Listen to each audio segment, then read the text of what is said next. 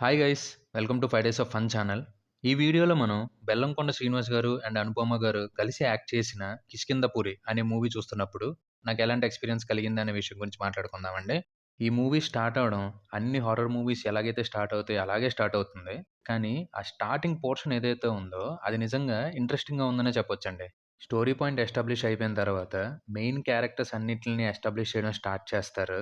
First portion చూసి పర్లేదురా! ఏదో మంచి సినిమాకే వచ్చామన్న ఫీలింగ్ క్రియేట్ అయ్యే లోపు, స్టోరీ పాయింట్‌కి లింక్ అయ్యే క్యారెక్టర్స్‌ని ఎస్టాబ్లిష్ చేసే పోర్షన్ మొత్తాన్ని ఎంత వరస్ట్‌గా ప్రెజెంట్ చేశారంటే, ఉన్న ఇంప్రెషన్ మొత్తం ఆ ఫస్ట్ 10-15 మినిట్స్‌లోనే పోయింది. కానీ ఎప్పుడైతే క్యారెక్టర్స్ అన్నీ ఎస్టాబ్లిష్‌మెంట్ అయిపోయి మెయిన్ స్టోరీ కనెక్ట్ అయిపోతాయో, అక్కడి నుంచి ఇంటర్వెల్ వరకు సినిమా ఎక్సలెంట్‌గా పరిగెట్టిందండి.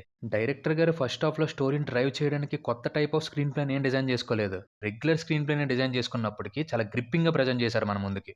ఇంకా ఇంటర్వెల్ బ్లాక్‌కొచ్చేసరికి ఒక చిన్న ట్విస్ట్‌ని పెట్టుకున్నారు. ఆ ట్విస్ట్ కూడా చాలా పేలిందనే చెప్పొచ్చు. ఇంకా సెకండ్ హాఫ్ స్టార్ట్ అయినప్పటి నుంచి డైరెక్టర్ గారు అసలాట మొదలెడతారు.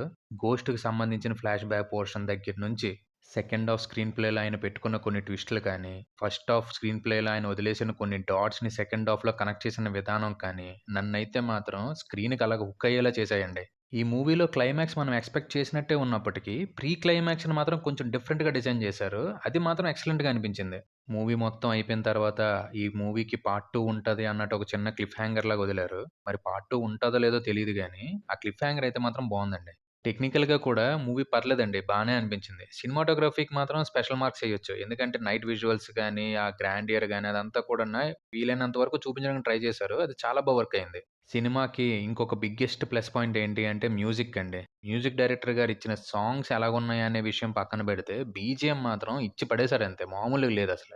ప్రొడక్షన్ డిజైన్ కూడా మూవీ వరకు బానే ఉన్నప్పటికీ, కొన్ని పోర్షన్స్‌లో మాత్రం తెలిసిపోతదండి. కానీ డైరెక్టర్ గారు ఎక్కడా కూడా మైండ్ దాని మీదకి వెళ్ళకుండా తన స్క్రీన్ ప్లేతో హుక్ చేశారు. ఇంకా యాక్టర్స్ యాక్టింగ్ విషయానికొస్తే అందరూ కూడా పర్లేదు అన్నట్టే పెర్ఫార్మ్ చేశారు. అందరికంటే బాగా పెర్ఫార్మ్ చేసిందంటే మాత్రం అనుపమ గారి character and ghost character play చేసిన అతను. ఈళ్ళిద్దరు మాత్రం ఔట్‌స్టాండింగ్ పెర్ఫార్మన్స్ ఇచ్చారు.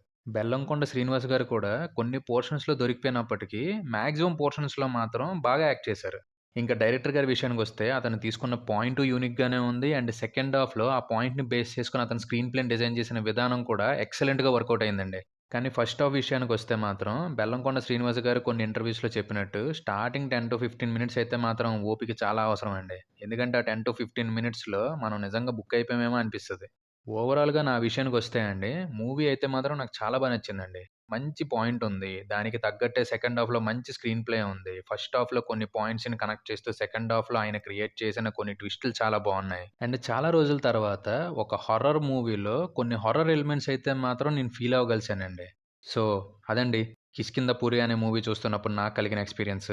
ఇంకో మూవీ ఎక్స్‌పీరియన్స్‌తో మళ్ళీ మీ ముందుకొచ్చేస్తాం. Until then stay safe and be happy. Bye by.